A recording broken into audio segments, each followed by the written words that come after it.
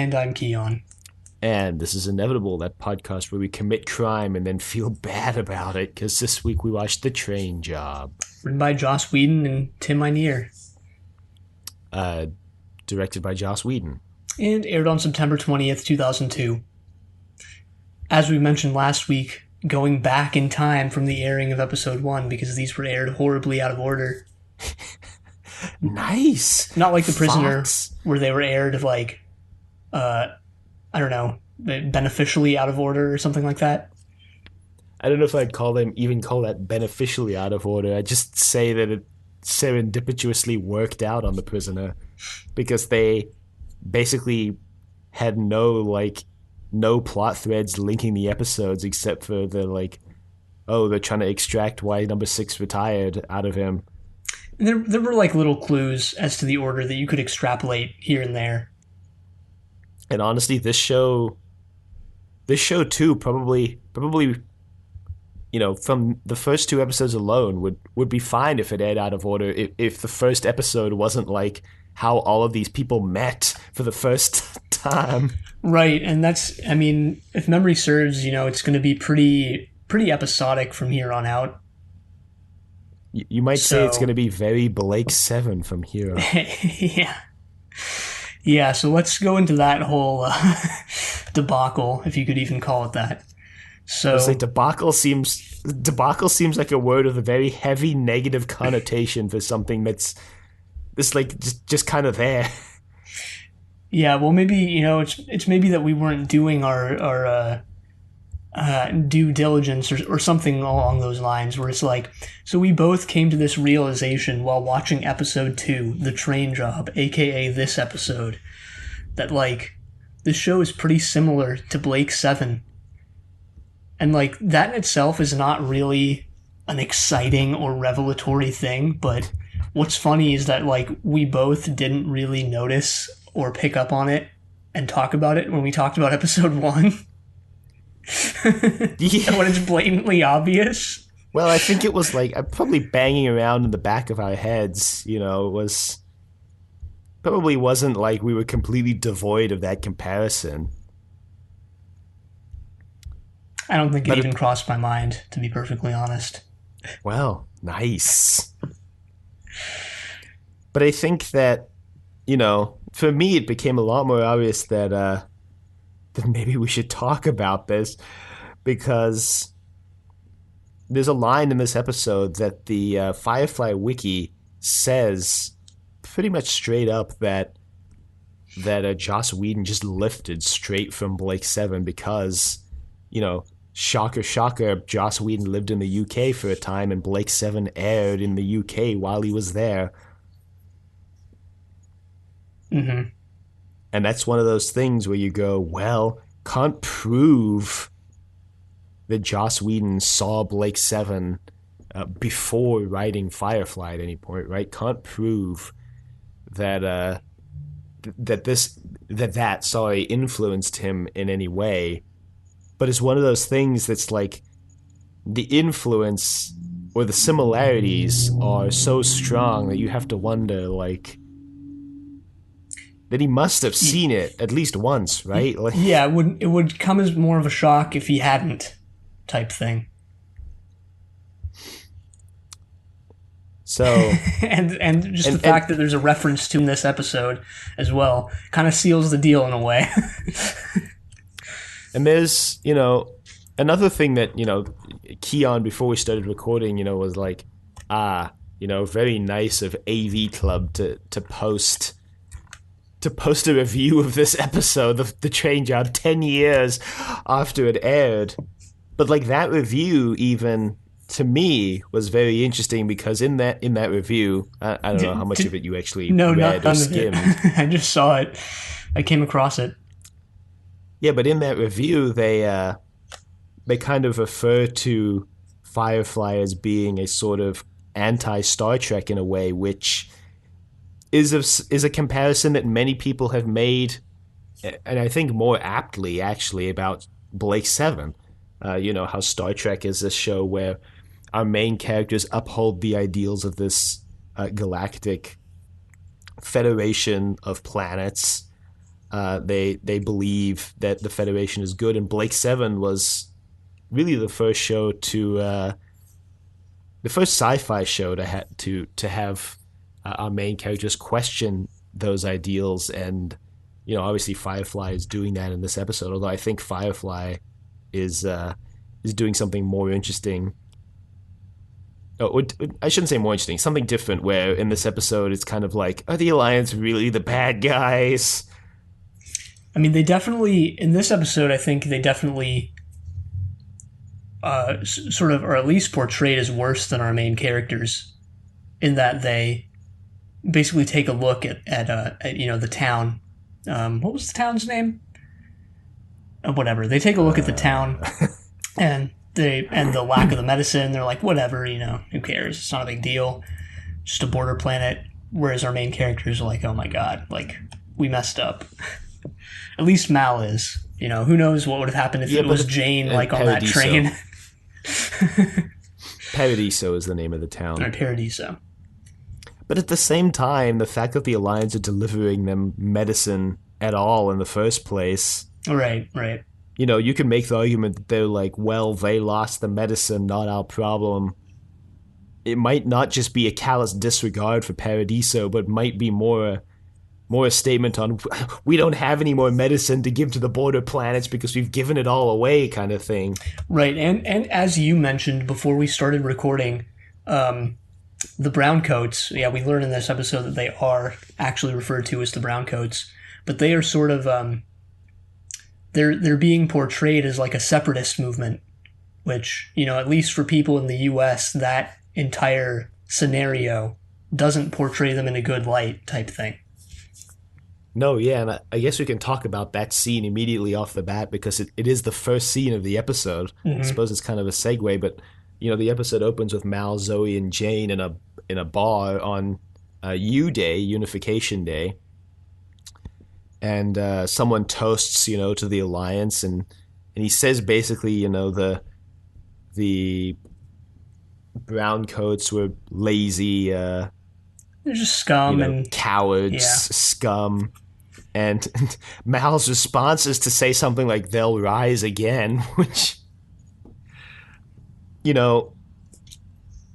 whether or not, whether or not Tim Minear and Joss Whedon knew what they were doing when they wrote that line and that exact phrasing, that line, if you're an American, has a very, very negative connotation, or at least a connotation with like the Confederate States of America, and is like already portraying the browncoats in not a great light. Yeah, well, I mean, apparently not to me. I didn't know. I wasn't familiar with the line, but yeah, probably most people are or would have been. Yeah, I mean, it's basically just it's the line "the South will rise again" has become like a rallying cry, and was like when this aired for the Confederacy, or the the racist people who live in the South, who want the South to come back. Mm-hmm. Mm-hmm.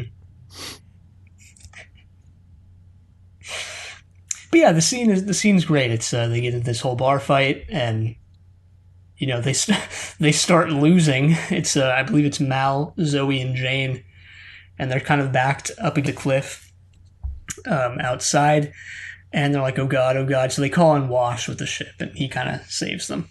And so the episode starts, and as we mentioned last week, this episode was written to be another pilot, one that gets to the action quicker.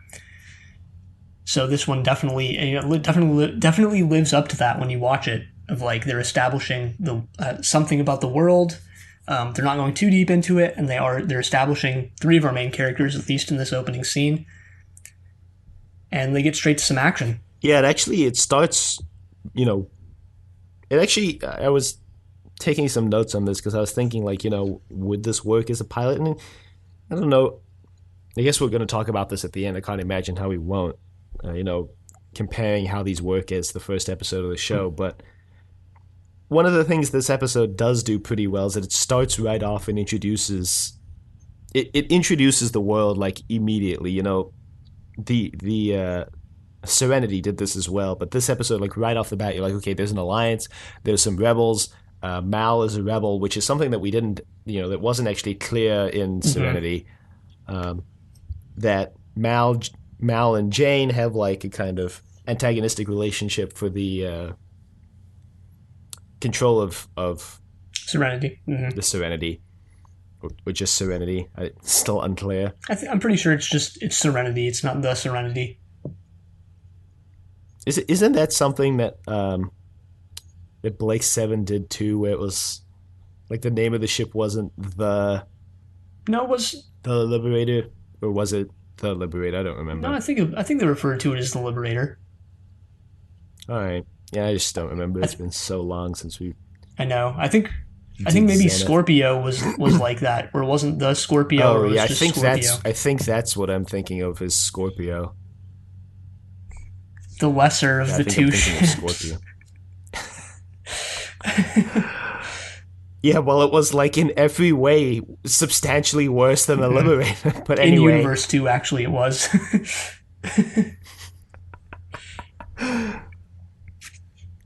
But yeah, I agree that this, a lot of the relationships that this episode sets up, again, if you're watching in the real order, or for the first time if you were watching in broadcast order, are basically just shortened and distilled versions of what we got in Serenity.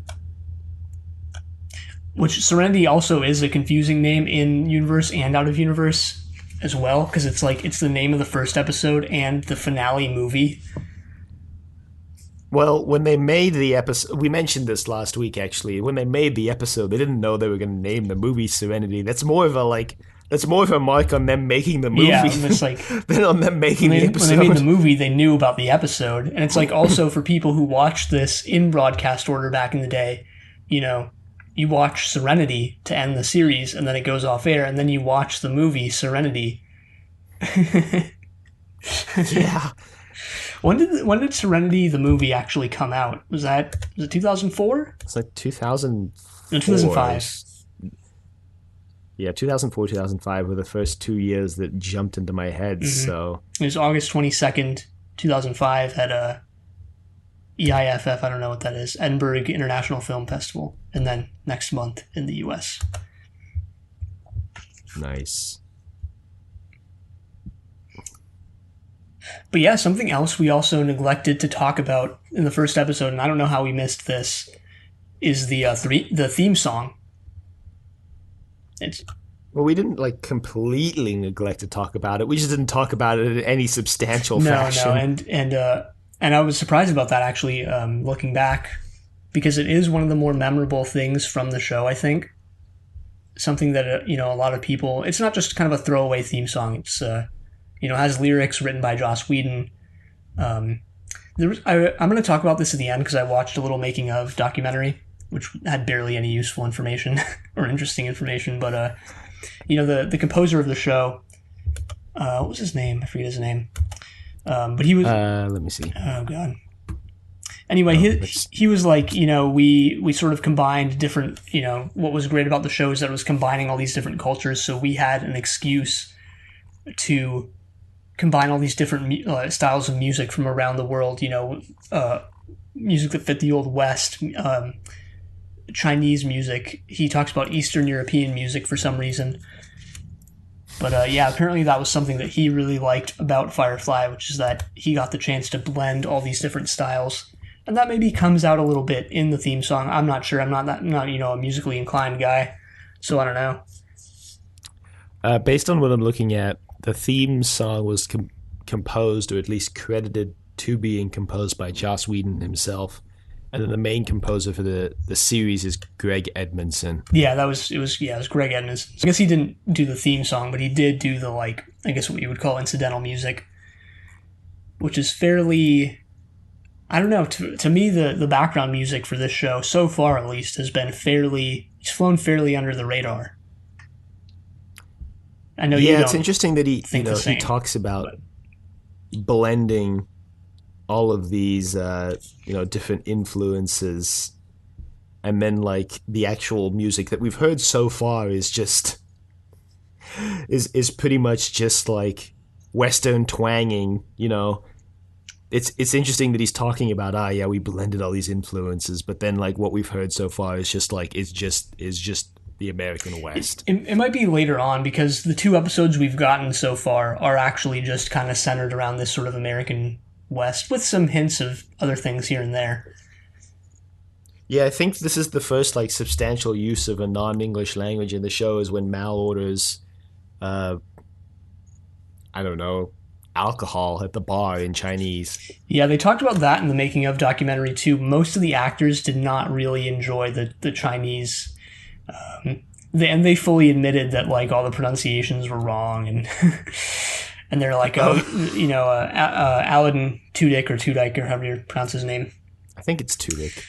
He had the sort of he was sort of I guess annoyed by it the most more than anyone else. Where he was like he's like, oh, it was just the worst, and I hated having the entire full lines in Chinese and stuff like that. And I'm just looking here. The Greg Edmondson actually composed for King of the Hill, another series with sort of a Western twang to its soundtrack. Maybe that's just his. Maybe that's just his thing. The Western twang. But no, they also included a little snippet with the translator for the show. Her name was, hold on, I wrote it down, Jenny Lin. And she had something funny to say. She was like, I was translating for the show, and then like I had to call a bunch of my friends who were more up on like modern like Chinese slang and stuff, and like, yeah, as someone who's done paid translation work once in my life, and like, yeah, I totally get that. Just like calling my mom like 12 times during the project to see if what I was doing was right. It's interesting. See, that's interesting to me that she would say that, because I think it was last week we mentioned how Joss Whedon. I actually don't know if we mentioned that Joss Whedon did this intentionally, but we mentioned how like the English language in this show clearly has evolved. Like all of the slang words they're using. Actually, maybe we didn't even mention this. All the slang words they're using are like not slang words that they use today. They use like shiny to describe things that are cool. They use like goramit instead of like goddamn it. So like it's interesting to me that the translator took like such pains to get all the Chinese slang correct when they were like clearly just inventing their own English slang. Like she could have just called up her friend and been like, can you just invent some Chinese slang for me, and then just use that for the rest of the show. Well, it's interesting that I guess they decided that the English language would evolve, but the Chinese language would not. I guess is my point. Yeah, that is. And I don't know, I barely know anything about, the Chinese language. I mean, if you can even call it that, because it's Chinese in writing, but it's actually a bunch of different languages. Yeah, it's true that, I guess I don't know what dialect they're speaking in the show. No, neither do I. And I don't know if Chinese is really a language that has, some languages evolve more heavily than others, English being one that, in the past, 1,000 years has evolved radically, versus others have barely evolved. So I don't know where Chinese falls on that spectrum, or where, the Chinese languages fall on that spectrum. Because it's like there's a million different languages in China. They share the same writing system, but they don't share this. Like some of them are even different language families, I believe. Yeah, I suppose maybe it's true to life that English would evolve. I don't know. English in the show is also devolved in a way because they use a lot of sort of Western or older type of vernacular as well. So it's kind of a mix. Like mighty. Yeah, that's also true. I guess people in the South today still say mighty in some of these things that they're saying in the show. So, whatever. Yeah, I guess it's also hard to they talk a lot about the border worlds, and we see the alliance in this episode. I guess it's hard to differentiate, since we're only seeing like Mal and the crew. It's hard to differentiate between what's just their like local dialect and what's English as a whole look like in this universe. I think that does come through somewhat in the show, though, at least in this episode, because you do get that one scene on the Alliance spaceship, and they do seem to, I don't know, be I don't want to say it like this, but I'm going to anyway, like more articulate than the rest of the characters. Well, they speak a language that's closer to like RP than than I guess what Mal and Makuru are speaking. Yeah, something like that. I'm just trying to say it in a nicer way that doesn't imply that like Mal and Makuru are completely like illiterate or not illiterate. What would be like the an analog for illiterate but Just for sort of speaking? I unlearned don't or know. something like that. One Yeah. thing, though, that Adam Baldwin did mention about the Chinese was that he liked it because it allowed them to put like curse words in the show without bleeping them out. Nice. Great. Yeah. Wow. Wow. For some reason, I know I'm acting surprised, but that doesn't surprise me. Yeah, it's something you actually don't even think, or I didn't even think about it, and I was like, yeah, he's right.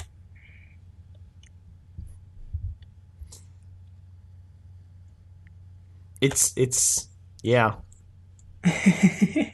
Yeah, realizing that if you're making a TV show and you want to swear, just put it in another language. Yep. All right. Anyway, so plot wise, we're still only like 3 minutes into the Yeah. episode. Well, I think so. After the whole scene where they get into the fight, doesn't it's you see sort of Simon and River in the infirmary, and River is like freaking out. She's just flipping, going nuts.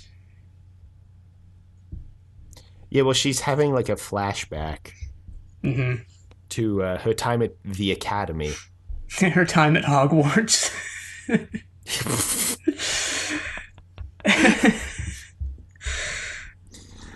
And what is it?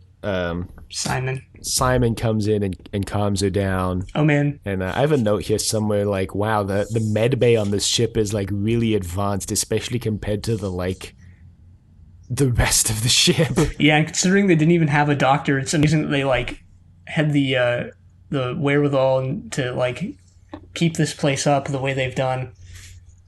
The med bay I'm talking about. Yeah, actually, that's a good point. Like, they didn't have a doctor. Why did they?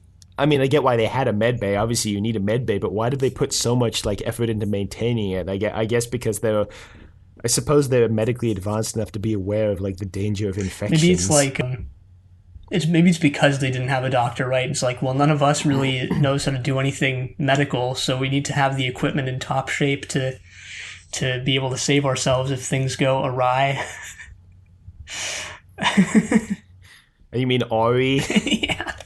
God.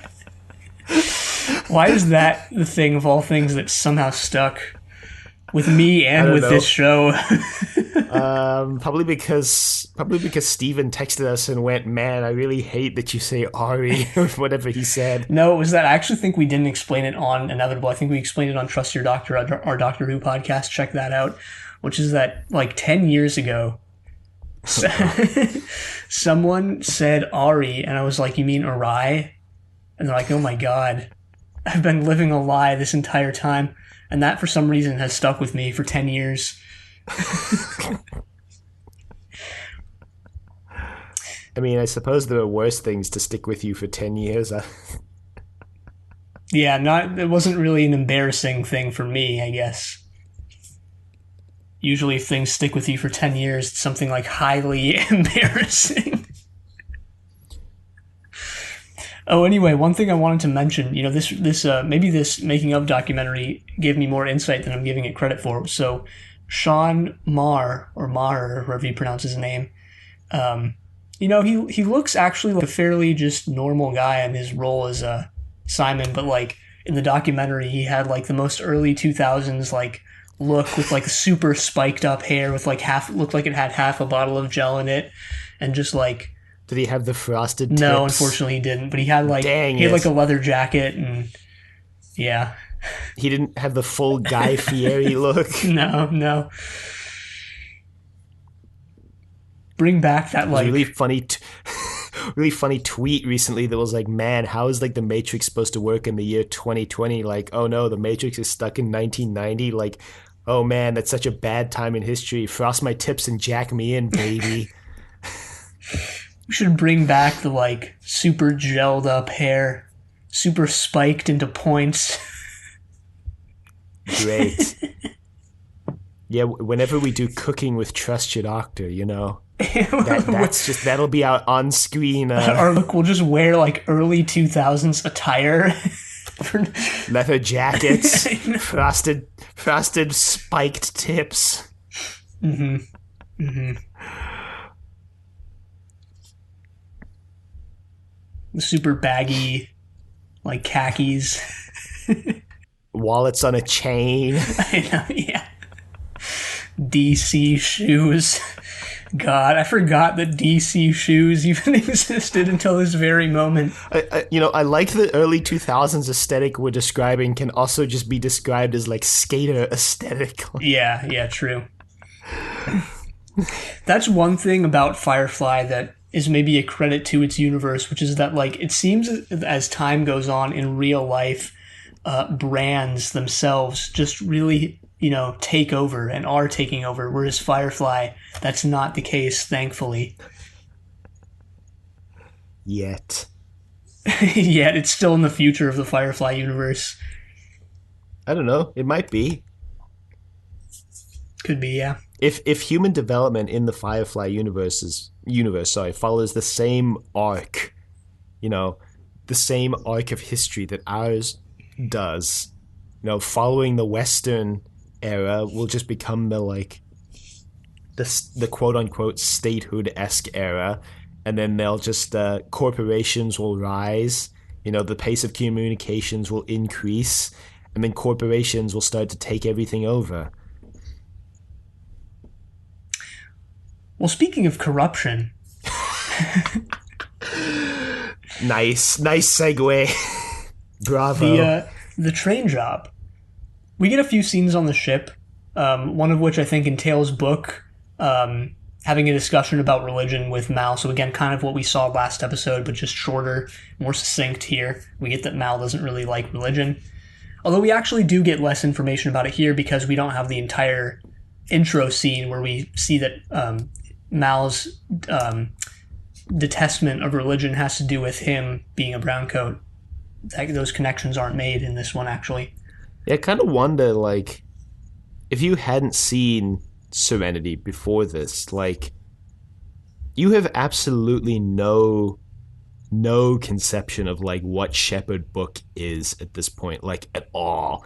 He talks with Mal about religion and how Mal needs to not find religion, but how Mal is lacking religion in his life.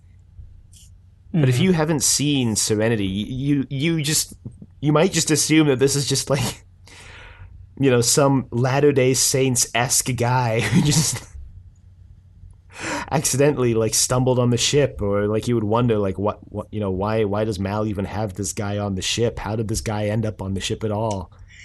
He does. I think the one indication is like he's wearing a short sleeved version of like a pastor coat thing with like that mini. I don't even know how to describe it. Like it's like halfway to a turtleneck or like a quarter of a way to a turtleneck. It's a quarter neck. Yeah. That is something that this episode does a lesser job of than Serenity, which is introducing the fact that Book and Simon and River are passengers on the ship. It's mentioned in passing, but it's never fully explained, or it's never like, you don't get as good of an idea. Yeah, Simon has a passing line like, "Oh, I thought you needed a doctor on board." When he's talking with Mal. Mm-hmm. All in all, though, I do give this episode a lot of credit in that, like, they basically had to rewrite another pilot, and they did like a pretty good job of both making this that, and making it a follow-up to Serenity. Yeah, they did do a good job of having it be both, because it's not easy to do both. It's It's actually quite difficult to have an episode that can stand on its own and also follow the previous episode. And what's actually kind of impressive is that they wrote this, according to Joss Whedon, they wrote this in 2 days. Furiously scribbling the script down while they're filming a la Iron Man. Yeah. Because, I mean, as we mentioned last week, Fox came back and were like, no, we don't really like Serenity as an intro. So they're like, oh, shoot, like, what do we do? They actually wrote this with the intention, or with the hope that Serenity would be broadcast first. But it wasn't, obviously. But Fox was like, joke's on you, suckers. Mm-hmm. And it's interesting because the way Joss Whedon described it in this documentary was that Fox, kind of what we talked about last week, Fox was desperate for new shows, and they trusted him, and they're like, all right, this looks good. But then when push came to shove, they actually did want to have a little more oversight than they first indicated, I guess. Yeah, I mean, they trusted him because Buffy and Angel were like such huge successes. Mm-hmm. But this is really, I haven't watched any Buffy or Angel, but I know enough about them culturally to know that this show is a pretty big departure from those two in terms of content and style. So there was no guarantee that this was going to be a hit just because Joss Whedon's name was attached to it. No. And television, compared to movies as well, is definitely less about the names, that are attached to it. It's very rare that you watch a television show and go, yes, I'm watching this because, XYZ made it. Yeah, Joss Whedon is actually probably among the handful that you can say for that. At least on American TV, it seems to be a different case, with British TV and British sci-fi, where the names are maybe a little more prominent. Mm-hmm. That's just my impression, at least. Yeah, no, that's definitely my impression too. But maybe that's because we've watched so much British television for these shows. It could be, yeah. And like not a lot of American television. Could be. Anyway, to actually get to the episode, they're basically taking on this job from a guy named Niska, Adelaide Niska. They go to his little, crime den or something. And he basically, it's the actual, point A to point B plot of this episode is pretty simple. He basically wants them to retrieve some packages from a train undercover, get them to him. And if they fail, he's going to basically torture them to death. Yeah, and he tells them this by like opening a wall and going, "See, this is the last guy I hired to do this job. Do we have an understanding now?" And they go, Yeah. And I actually, I don't know if I should mention this. I guess I already started. I was going back and forth. Too late. Yeah. Well, the day I watched this, I was actually doing some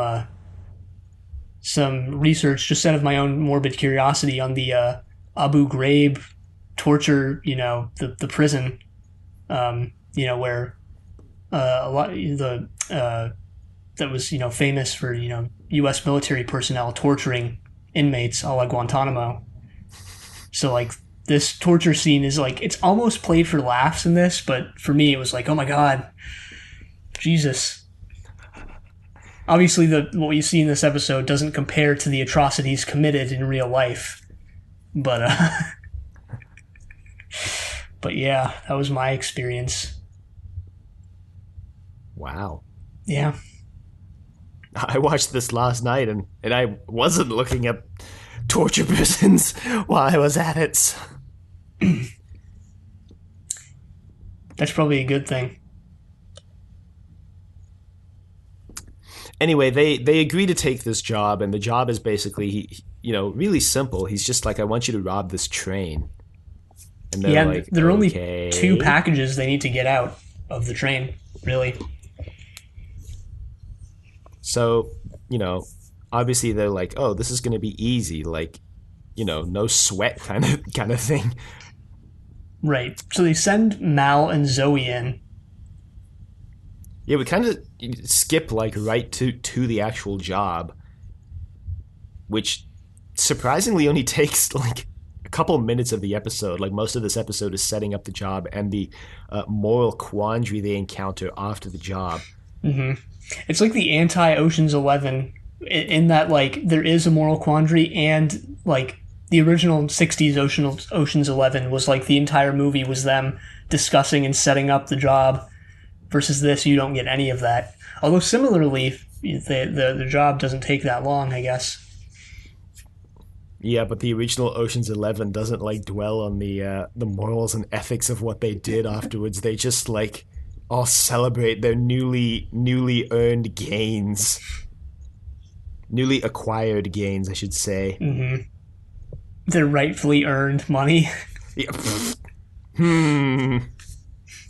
Look, if you're good enough to steal that much cash, then maybe you have, earned the right. No, I don't know. You sure you want to carry that thought out to completion? Nah, I'm good. Anyway, as they're walking through the train to get to the where the goods are, they just come across this car full of Alliance soldiers. Yeah, it's actually kind of humorous that like they're walking through the train to scope it out, and they just open the door, and just like 20 Alliance soldiers just look at them and they go, hi. One thing that this scene does well, I think subtly, is that like you see the difference between the different levels of the coaches. So, for example, Mal and Zoe are first seen, in a fairly normal, innocuous car. They're sitting down. It looks totally normal for a train car. And then they walk through this car with the Alliance members, but then the car they go into after that is not nearly as nice. It doesn't even have seats, actually. It's people standing up. They enter, like, third class, basically. Mm-hmm. So anyway, they kind of... Well, they have some witty banter about, like, oh, this makes the job a lot harder, which it turns out it doesn't. Yeah, I mean, these Alliance soldiers are clearly not being paid enough if they can hear, like, live gunfire and not come running. Like...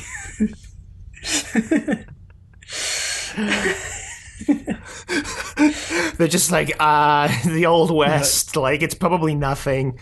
Yeah, true, it is a Western setting, so maybe that has something to do with it. Yeah, maybe that is, like, you hear live gunfire and you're like, all right, walk the other way. Yeah, like, I don't want to get involved. Do you want to get shot? I don't want to get shot. Anyway, they go into the car and they pull off the job. The basic gist of it is that that Serenity is going to fly over the train. Jane is going to be roped down, and they're going to have him take the cargo out. Yeah, there's a really funny line where, like, Simon comes into the cargo bay and is talking with Kaylee and is like, oh, like, can I help? And she's like, no.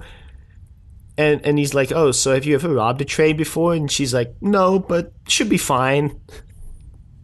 Yeah. Yeah, people give Joss Whedon flack for all of his sort of quippy writing style. It's not as overblown in Firefly, though. I sort of enjoy the dialogue for the most part. Well, this episode was like co-written by Tim Minear, so maybe he toned it down. Maybe, yeah. And speaking of toned down, you can actually see the like toned downness of Mal, in this episode, because he's not like immediately just murdering people, asking questions later like he did in Serenity. Yeah, he's asking the questions first and then murdering people. Yeah, you might argue that, what's the difference at the end of the day, but... Yeah. So they pull off the job. One of the soldiers does come in, and he's like, oh, shoot. But they knock him out with like a smoke grenade, I believe. Yeah, they don't even kill him. Yeah. He like, his gun does go off. But, like, again, nobody comes running or anything like that. Nobody goes, what was that? Yeah. And they pull it off. What they don't do... Or actually, I guess it was never the plan that Mal and Zoe would be extracted up into Serenity. I think they were just going to stay on the train the entire time. Or Yeah, I think was they it? were I just don't gonna. know. I don't know actually. I actually was unclear on this as well. Because later on in the episode, they're kind of Serenity is kind of hiding out in this like little canyon, and Jane is like, "Well, they didn't really make it in time, so we have to go." And everyone else is like, "No, we can't just leave them." Yeah, I want to say it was the intention that they were going to go with Jane after getting the goods, Hmm. but that they got left behind. Right. At this point in the episode, I'm like reminded how many ad breaks like U.S. network television has had and still has. Because obviously I'm watching these on Blu-ray, so there's no ads, but there's still very clear breaks of where the ads were. Yeah, I watched last week's episode on Hulu on my television with all the ad breaks. Great. Nice, nice. Watched it this week on my computer where I definitely don't have an ad blocker. Yeah, you can still. There's still like clean breaks of where the ads were though, so you can still kind of tell. And it was a lot. Yeah. So anyway, Mal and Zoe are stranded in the town of Paradiso, which is anything but paradise. We find out. It is a trash heap of epic proportions. Basically, you know so basically the sheriff is questioning everyone on the train because they know the goods were stolen at this point. The Alliance doesn't care. We see a little scene where the Alliance are like, should we someone from the Alliance is like, should we do anything about this? And the guy's like, nah, it's fine, don't worry about it. He's like, yeah, nah, they'll be fine. I think he just says something like, well, the delivery. What does he say? He says the delivery wasn't an alliance like the alliance soldiers on the train weren't there to protect the delivery, so like don't deviate from their assigned mission to go find the delivery. It's their own problem essentially. Right. And what their own problem is actually pretty bad, pretty morbid. So the sheriff starts questioning everyone on the train, and he's very clearly on to Mal and Zoe. Their story is pretty flimsy, actually. Yeah, they say that like what Mal's uncle paid for the train trip as like a wedding gift. Yeah, first they say it was like a honeymoon, and then the guy's like, a honeymoon way out here, and they're like, well, we're trying to find work. Yeah, that's what it was. Yeah, the guy they say they're trying to find work with, the sheriff conveniently conceals this fact until they really bury themselves in the story, and he goes, oh yeah, by the way, that guy, yeah, killed himself 3 months ago. Yeah, put a bullet through his skull a couple months back. And conveniently, the convenient part of Mal's story is that he said his uncle set all this up, so he can just play dumb of like, well, I was never told, any of this, but obviously it's still hella suspicious. But what the sheriff also does explain is what's wrong with the town. So basically, the terraforming process plus, I guess, The mines. yeah, underground, I don't know, gases from the mines or something like that combined into sort of this, I don't know, malady that's basically afflicts everyone in town. And they need this constant supply of medicine, it seems like. Yes, it's basically the sci-fi version of like black lung, whatever you get when you go into the coal mines. Mm-hmm. And Mal and Zoe are like, oh my god, what have we done? Whoops. Meanwhile, on Serenity, Jane has convinced himself that he's taken command. Although nobody else is like buying this, so he hasn't, your command is only as strong as the people who follow you. Yeah, he says like 3 times, like, Mal is gone, I'm in charge, but nobody's following his order. Yeah, everyone's like, what? Simon even, he just drugs him at some point. He was like, enough is enough. Because we didn't mention, but Jane actually got shot as he was getting out of the train. Yeah. So I believe they all just decide to wait for Mal and Zoe, who then do just show up. Well, all of them except for except Jane. for Jane. I think then Mal and Zoe just show up and they kind of explain the situation, and they're like, all right, well, we'll bring the cargo back then. No. They no. There's you're missing a whole scene. people on Serenity are like, oh, what do we do? And they drug Jane, and they're like, well, it seems like Mal and Zoe are probably trapped there, Oh but yeah, none of us yeah. can go in and get them out. And they're like, well, I don't remember who says it, but someone says, well, someone on the ship can because they have like official credentials, and that's Inara, the companion. Right. So kind of even doing it even better than Serenity. I know we keep comparing them, but how can't you? How can you not? Yeah, I mean, I was fully expecting that we would compare them, you know, like This one does, I think, a better job though of setting up that Inara and her profession as a companion are very highly considered, respected. Because she goes in and like everyone is just kind of taken aback by the fact that a companion would be like way out here in the boondocks. And she basically walks in and she's like, "Oh yeah, so Mal is like my indentured servant, basically, and Zoe like ran off with him, and that's why their story has a whole bunch of holes because like because they are running away, and that's why they have holes in their story." And the sheriff's like, "I guess that Yeah, makes and we sense." also learned that Inara is like a way smoother liar than Mal.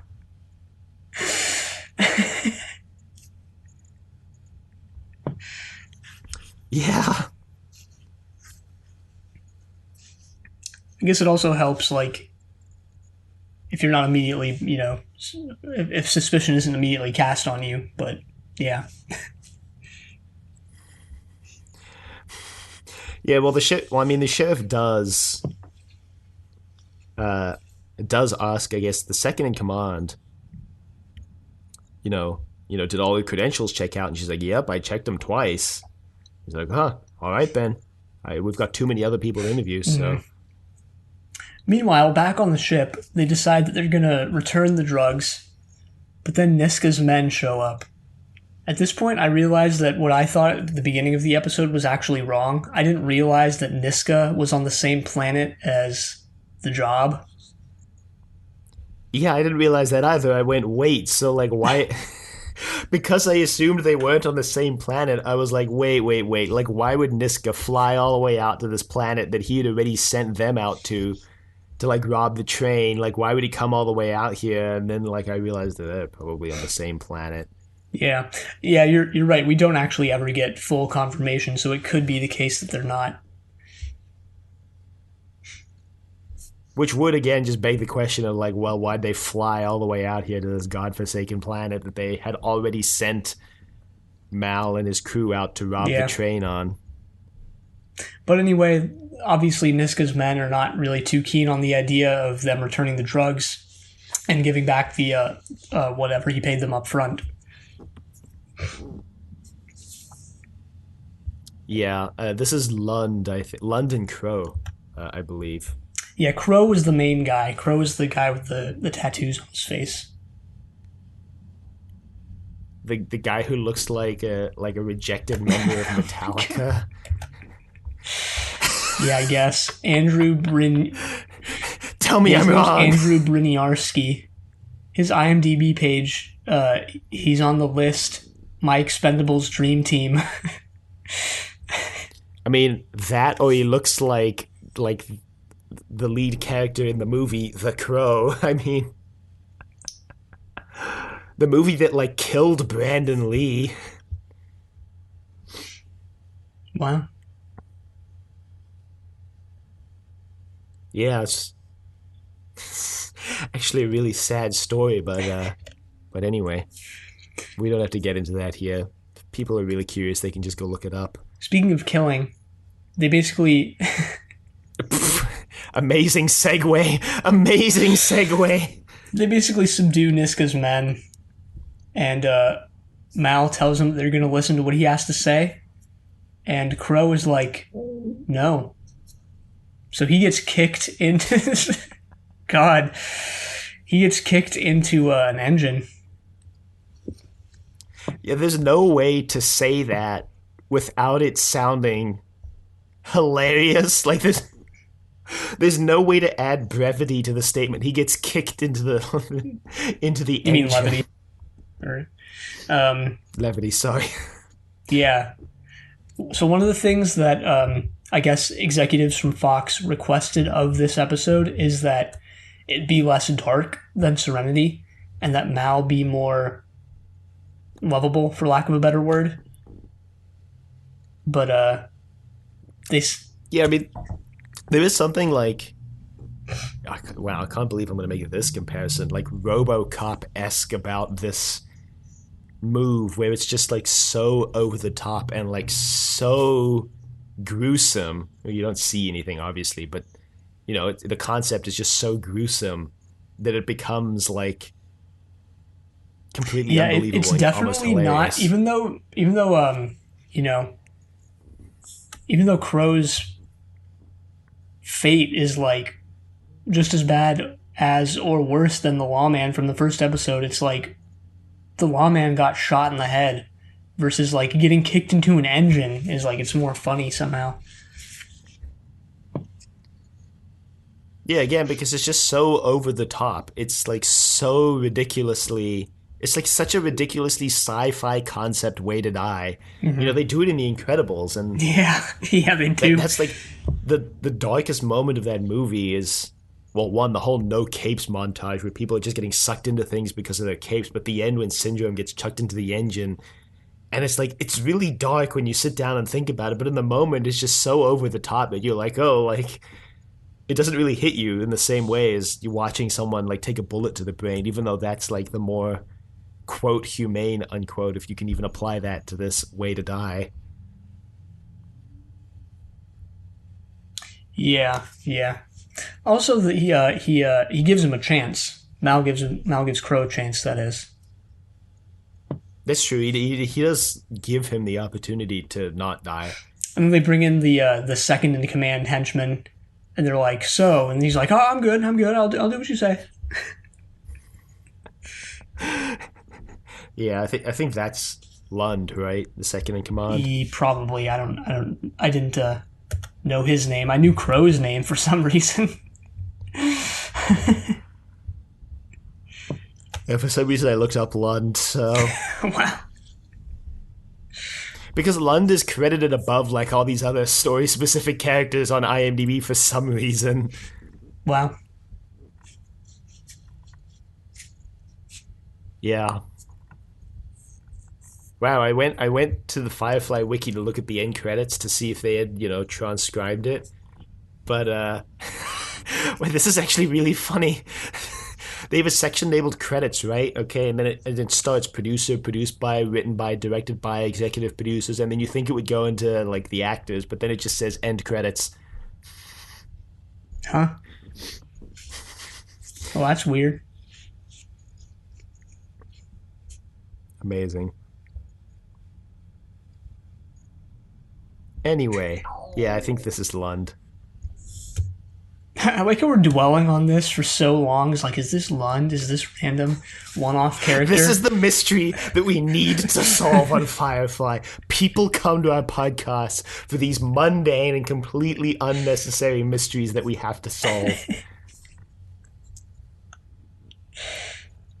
So is it Lund? Well, the Firefly wiki just refers to him as unidentified Niska henchman. Oh my god, we're never gonna know, are we? And his wiki page, in the right side info box, where it would normally put their name, it just literally has the word name. You know what? I'm just gonna Google it right now. Lund. So who Firefly. is Lund? Who is Lund? Here, he has a page on the Firefly wiki. Let me just go to it really quick. Who is Lund? Lund is the guy at the beginning, the bald guy at the bar. Ah. Do we get his name on screen? I don't think so. Notice also that his info box on the right side just says the lowercase word name where his name should be. Oh, yeah, huh. We've got the best of the best on the Firefly wiki. If anything, this just shows that people on the Firefly wiki are somewhat normal versus like editors of all other fandom wikis. I was going to say, I thought you were going to say this just shows that the editors of the TARDIS wiki are like... yeah, are not normal human beings. Like 3 standard deviations away from the mean. Oh man, the Firefly Wiki is giving us it gives us all the characters' full names. Obviously, we knew River Tam, but I'm just looking here. Daryl Book, that's his first name, and then Inara Sarah, Wow. I guess is her last name. Weird. Man, what's do we know Mal's last name? Oh, Reynolds, obviously Reynolds. Malcolm Reynolds. How about Jane? I'm curious now. Oh man, it's Jane Cobb. I think I knew that one as well. I think I saw that one last week somewhere. What about Kaylee? Oh wow, it's K Winnett Lee Fry. What? Yeah, I'm not surprised she goes by Kaylee. Anyway, they decide to return the meds. The sheriff and his people are actually out in the like hills. I forget why they went out, but they meet them like halfway coincidentally, and the sheriff is just like, "Yep, it was UMFers. Knew it all along." He says something that's like, you know, has a remarkably subtle is a remarkably subtle interpretation where he says like, you guys are telling the truth, you were looking for a job, which I mean, I guess they were looking for the job that happened to be the train job. A job is in like a heist type, you know, that usage. But he does say something, you know, like I said earlier, that this episode does kind of make the Alliance out to be like, maybe not the bad guys because they were delivering the medical supplies, but the sheriff clearly makes his position on the Alliance known, where he says like, well, you guys returned the medical supplies, whereas the Alliance like didn't even care after they got stolen, basically. Mm-hmm. And this is foreshadowed a bit in a way. There's a scene we skipped where Book is talking to Inara, and he's kind of talking about how useless he feels, but the scene then transitions to like Inara talking about Mal, kind of in a direct, you know, at least similar way to how she was in Serenity, and it's sort of she says she implies that she prays for him, you know, which I guess in turn indicates that he is like, he's not a bad guy. Yeah, because Book's like, maybe like, I don't know how to help, and Inara's like, well, you could pray for him, and he's like, well, I don't think you'd appreciate that. And she said, just don't tell him. That's what I do. Mm-hmm. The scene where they return the meds does kind of, it is like this somber thing. I like that too, about that somberness to it. So they don't get into a big like gunfight or anything. And then, you know, the sheriff is obviously not, he doesn't really like these people, but they're returning the meds and all they can do is just take them and go. And in the final scene of the episode, we see these, I guess, Alliance soldiers, which, like, in the alleged shooting script that I found, what does it say? It says something, like, really, really funny. Oh, yeah, it says... This is, like, the most Joss Whedon of Joss Whedon descriptions of these guys. Reverse angle to see two men sitting at the table. They reek of government. Whatever the CIA is in the future, it's these guys. They are blank as a slate. Mm-hmm. They do have one distinguishing feature, though, which is best described by sort of the refrain that River has been repeating throughout the episode, which is 2 by 2 hands of blue, if I remember correctly. So she's been repeating that again and again and again, sort of in this frenzy almost, very scared. Yeah, and her like flashback moments. Yeah, her war flashbacks. And then at the end of the episode, you see these two guys. They're looking for River. They have her picture, and they're wearing blue gloves.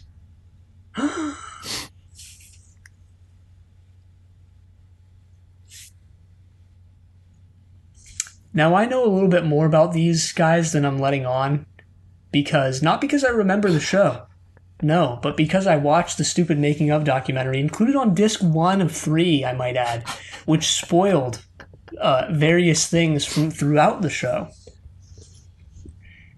It's See, it's bizarre to me that these behind the scene features seem to like simultaneously somehow be for fans of the show, you know, including all these spoilers, assuming that you've seen the show, while also like I said, simultaneously, like just shelling the show and Yeah. being like, you should watch this show, like it's great. Like that part is completely unnecessary because I already bought it. I own it. Like I'm literally watching this on the DVD. Yeah, that is actually a really good question because a lot of DVD making of features do have this thing. It's actually more common than it is not, where it's like it's just the actors and some of the big name people behind the show just shilling the show. And it's like, where were these meant to be broadcast? What were these made for? Were they made for the DVD? And then that just begs the question of like, why are they like that? Like you mentioned. Or were they just made for something else and then stuck on the DVD? See, I have no idea. Yeah. Now I know that, nowadays, they will make some features for online Distribution. distribution to advertise the movie or whatever, and then put those on the DVD or the Blu-ray or the 4K disc now, I guess. But at the same time, like, did you really need to include that on the disc? Mm-hmm. Like, and again, like they're made in pretty much the same way. So it's like, well, what's your target audience? Is your target audience people who haven't seen the movie? Is your target audience people who have? It's just a mystery. It's just a complete conundrum. Did you just have footage left over that you decided, oh, this would be great for a behind the scenes thing? No. Most of these things, including the one for Firefly, specifically interview the actors. I think this behind the scenes thing less credit than it maybe due though, because part of it is a look back at Firefly. Again, it was recorded in 2003. Part of it is a look back at Firefly and kind of the fan sensation around it, because I don't know if we mentioned this, but this was heavily loved by fans as it was airing. It wasn't just sort of a hindsight thing, but it was in the moment. This show it was immediately obvious that it was going to have this cult following. Because yeah, it's one of those things that you just know, like it's going to be a cult classic the instant that it airs. Yeah, Joss Whedon talked about it in the documentary. He was like, we on the production team, we went on the fan sites, we went on the fan forums, and we saw how much people were loving it, and that was something that really, meant a lot to us. As haughty a guy as Joss Whedon may be, he did have that moment where he said that. But yeah, other than just like kind of shilling the show, that was part of it. And then some other random things that I kind of took down from it that were interesting were the translation stuff that we talked about earlier. It had this section where like each of the actors kind of talked about their character and what they thought of them. Most of them were fairly uninteresting. Adam Baldwin was just like 3 words. It was just like tough. I forget what it was, but he just like described Jane in like 3 words, and that was it. But anyway, Nathan Fillion mentioned how he like went to Joss Whedon and he was like, Malcolm really isn't me. I'm really not this like tortured soul that he is. And then he didn't really explain. He didn't elaborate on that. He just mentioned that that in itself. But he did a good job playing him, so. Yeah, I love when they really lean into the like, oh, we're trying to pitch the show, so let's be really vague about things, but then like 3 scenes later they just spoil everything. Yeah. Morena Baccarin, who plays Inara, she wasn't the first pick for Inara. And so when she was actually cast, she like, I think it was that day or the next day, she was like on set. Yeah. Wow. So that was interesting from her, little snippet there. And then Jewel State, who plays Kaylee, was actually told to gain 20 pounds for the role. She was told that she was too skinny to play Kaylee. So, yeah. All right then. One of I think probably the most interesting and insightful thing from the documentary was they were interviewing a few of the camera operators, and they were like, this was a really interesting show because most of the time, as a camera operator, you're aiming for perfection. You're aiming for, you're aiming for your shots to look good. But for Firefly, we were told not to do that. We were told to kind of make them seem off, or as if they were, from the perspective of someone who was just kind of there watching all these things.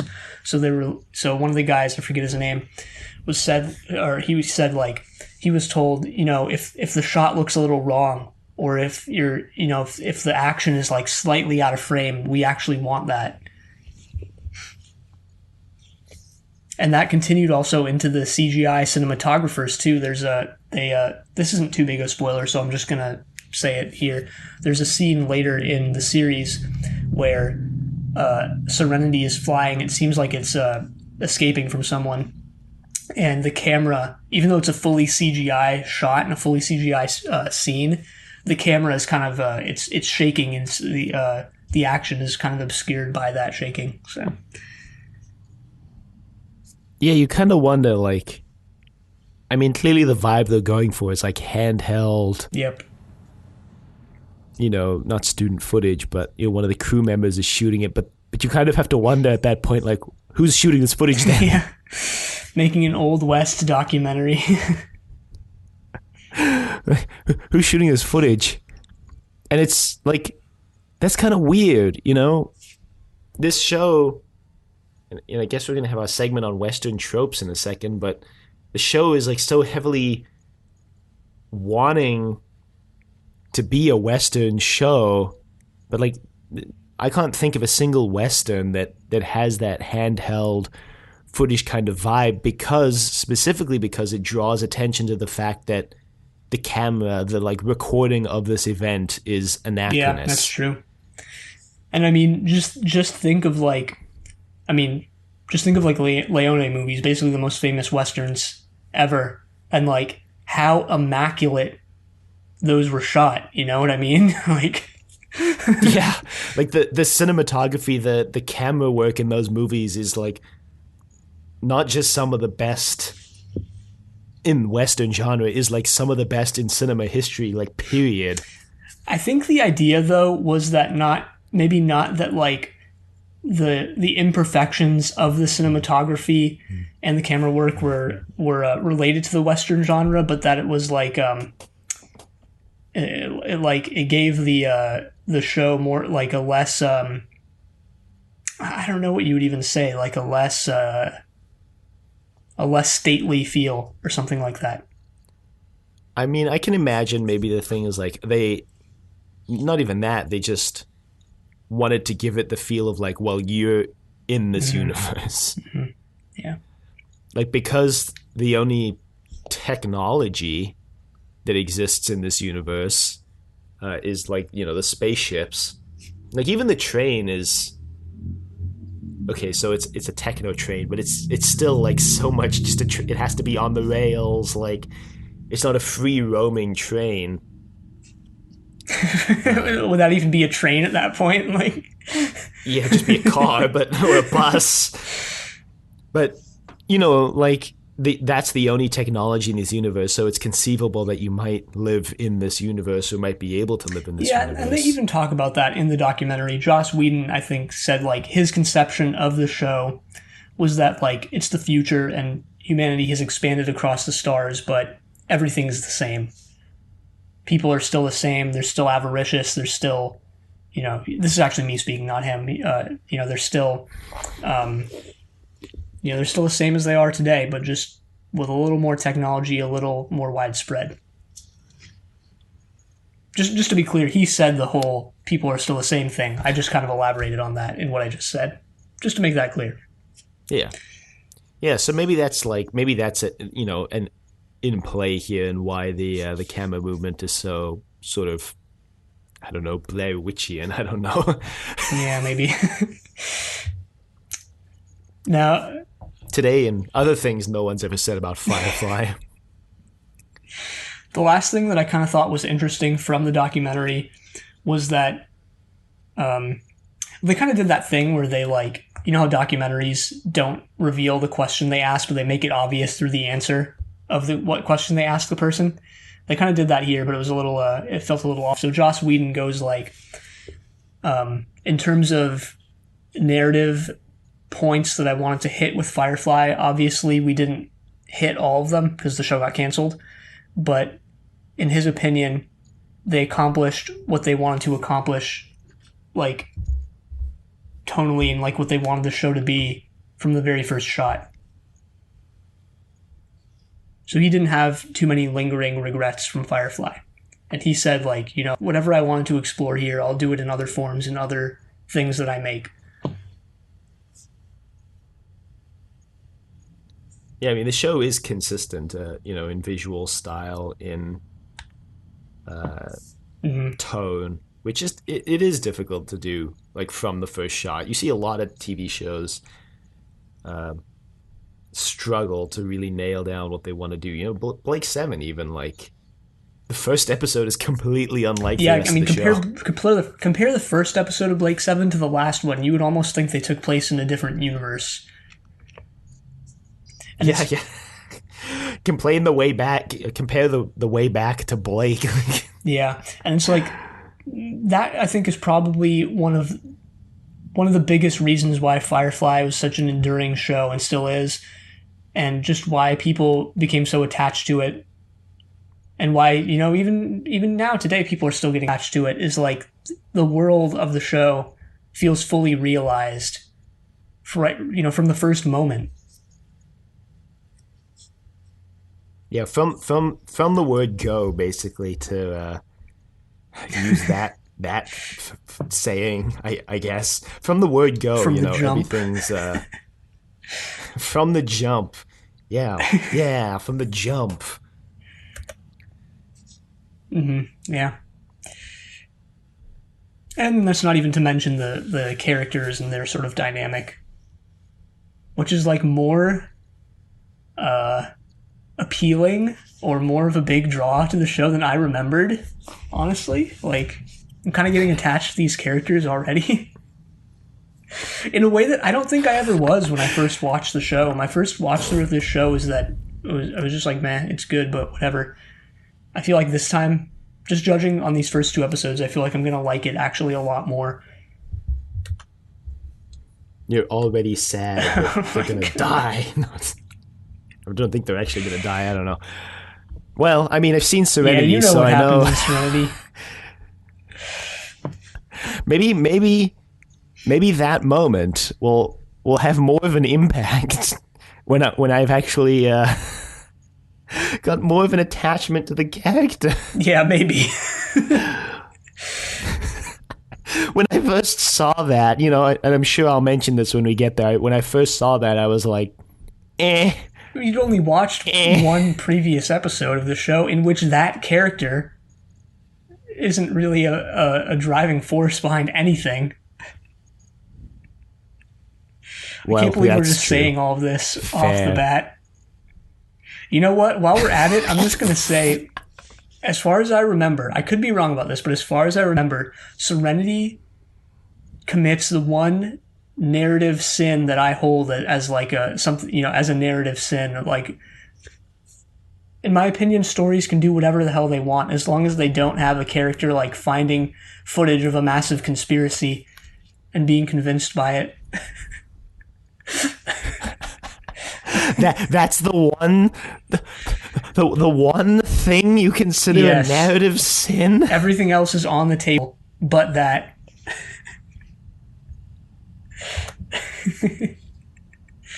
I have no words. Is that what this is? I'm just shocked that that's the one that's where you draw the line. Yeah, that's the one and only place I draw the line. We've talked about this before. You probably just forgot.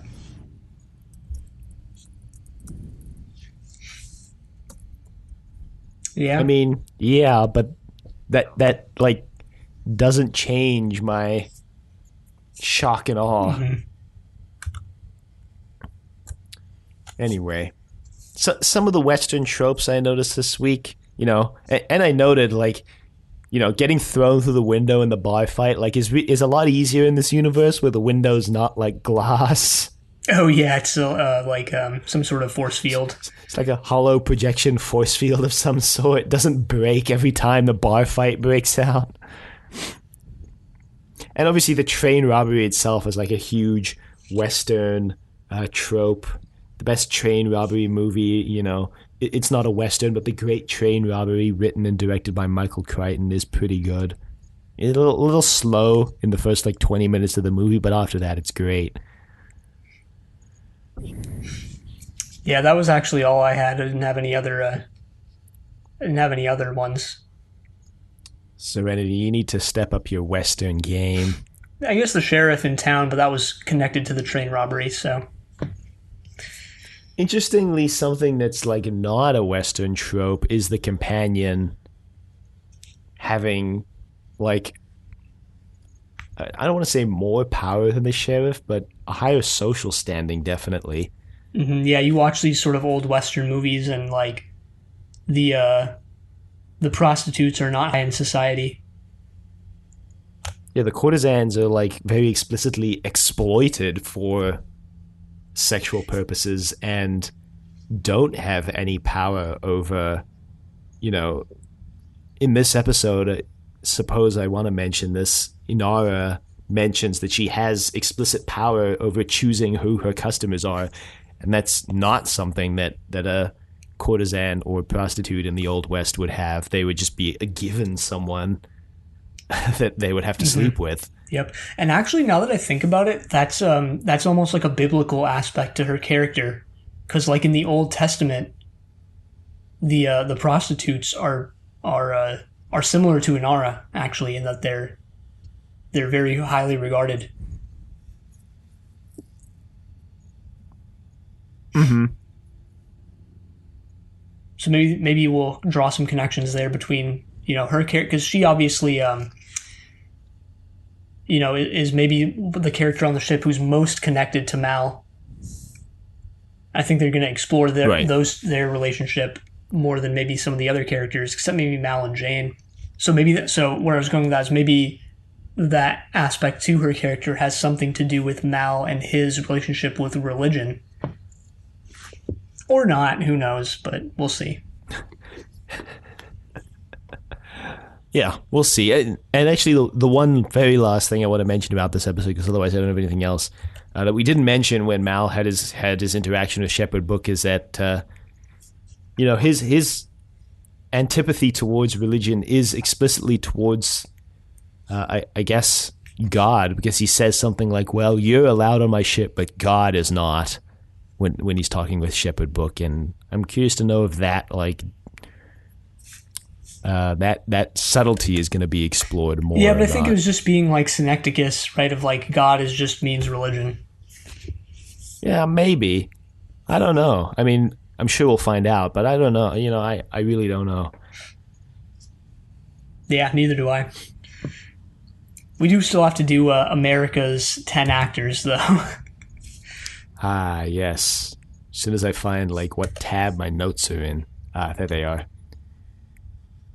Because as we discovered last week, I write these down and Kiyan just does them Yeah, I live. just read them off IMDb.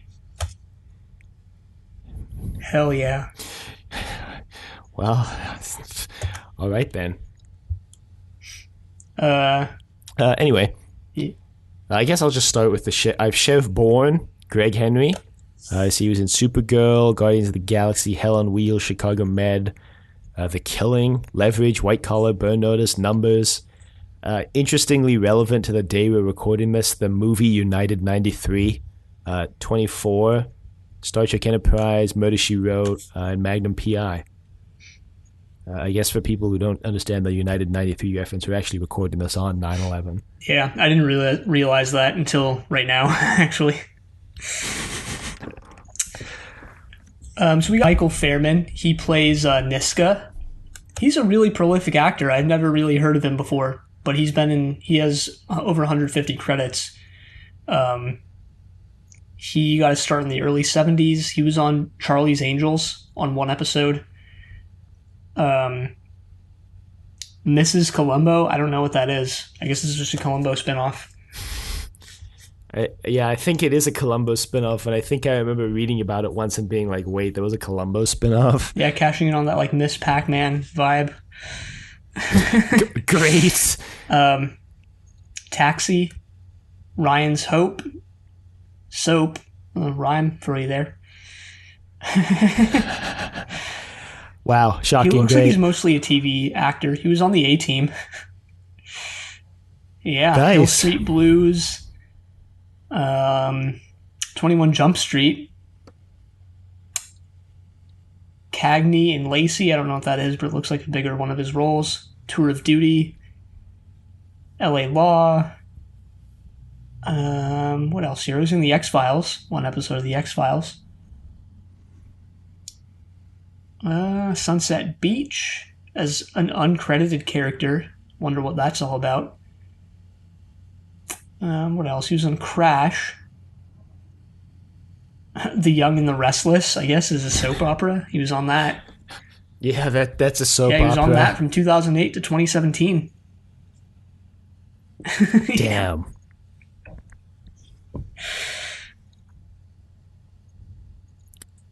Let's see. Okay. The other person I looked up is Tom Towles as Lund, CSI, the movie The Rock, Seinfeld, Night of the Living Dead, ER, and those are the only things I recognize. But he was also in this TV show that just has this hilarious name, and I had to write down Maximum Bob. Going for Maximum Bob. The Mad Max knockoff or something. Anyway, we got Andrew Briniarski. He played Crow. He was on his first role was on Dragon Fight as a bar fight spectator. He was on LA Law as well. Cyborg 3, the Recycler, direct to video. Sounds like a RoboCop sort of knockoff or something like that.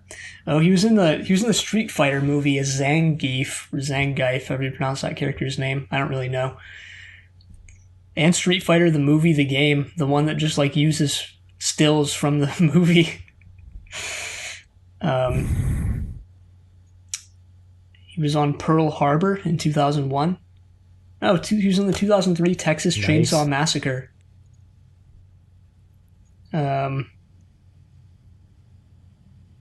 What else? Nothing else really of note, it looks like. Yeah, nothing else really of note. He's still acting. Yeah, that's him. Nice. I think I don't know. I think it was Tom Towles has actually passed away by or Greg Henry. One of the two has since passed away. Damn. Oh yeah, Tom Towles. He passed in 2015 at 65. Oh, wow. Actually. Huh? He had a stroke. He passed away from complications following a stroke. Alas. Yeah. Taken from us too soon. Okay, so we have an email from Steven again this week in response to episode 1. The subject line is Browncoats. Hey guys, I agree that Browncoats is a terrible fandom name. I actually don't mind the term Whovians. It makes me nostalgic. Just hearing it. Also, hooligans is what the Who fans are called, so there you go. Dang it! Regarding the Alien films you mentioned, I vaguely remember preferring Alien Resurrection over Alien 3, but within this past year I've watched the assembly cut of Alien 3, which was better than the theatrical cut, and I definitely rank that above Resurrection. Also, with such bad films as Alien Resurrection and Halloween Resurrection, perhaps I should be worried about the quality of the Matrix Resurrections. Then again, I found the original trilogy to be just okay, so maybe this could somehow end up being my favorite by a lot. Cheers, Steven. Yeah, last week in the show, Kiyan said he liked Alien Resurrection better, and then in the show notes I wrote, Kiyan elaborates on this absolutely asinine opinion in our Alien Resurrection episode, and then Kiyan did his second pass of the show notes and changed it to Kiyan elaborates on this absolutely correct opinion in our Alien Resurrection episodes. So great. Nice. Nice. Anyway, thanks for emailing us, Steven. Good to hear from you. And yeah, I guess we'll have to see on The Matrix Resurrections. As I said on Triple Play, on episodes that haven't gone out yet and won't go out for another couple months, I've seen The Matrix Resurrections as part of a pre-screening, and it was all right. Well, anyway, I don't have anything else to say this week. No, neither do I. So if you would like to email us, you can reach us at thedoctor@decadentvegetable.com. Questions, comments, concerns, angry rants, love letters, your thoughts on the great train job. Not the great train job. I'm thinking of the great train robbery. Just the train job. You can find us on YouTube at Decadent Vegetable. You can find us anywhere you find the podcast at Inevitable, a classic sci-fi podcast. Be sure to leave a rating if you like the show. Check us out on Facebook, Trust Your Doctor. Like us on Facebook. Also check us out on Twitter, it's ID Podcast. And follow us on Twitter. Next time we're going to be watching Bushwhacked. But until then, the end.